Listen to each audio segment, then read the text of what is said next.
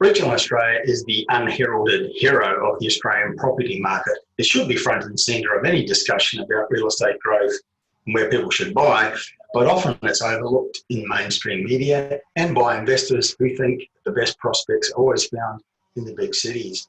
In the past 2 years, the strongest market in the nation in terms of the number of locations delivering strong price growth have been Tasmania and Regional Victoria. And in the past 12 months, many locations in regional South Australia have recorded good growth in their median prices, but few Australians would know about it. Now, in terms of uplift in sales volumes in late 2019 and early 2020, leading markets across Australia included the regional areas of New South Wales, Queensland and Victoria. Dozens of locations in those eastern states were showing strong, upwardly mobile trends in their property markets as we entered the coronavirus period.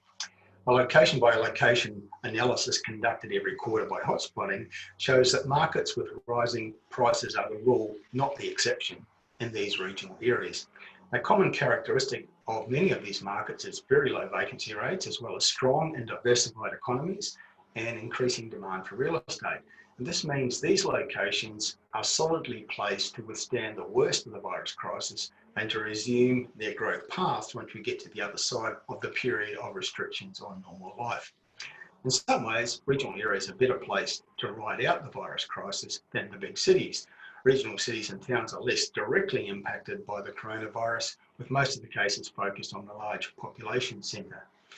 And while there are direct and indirect impacts from the social isolation measures mandated by state and federal governments, many regional centres have economies well placed to ride out the tough period and to recover quickly once the restrictions are eased. Now, I often describe buying in good regional areas as a win-win-win scenario.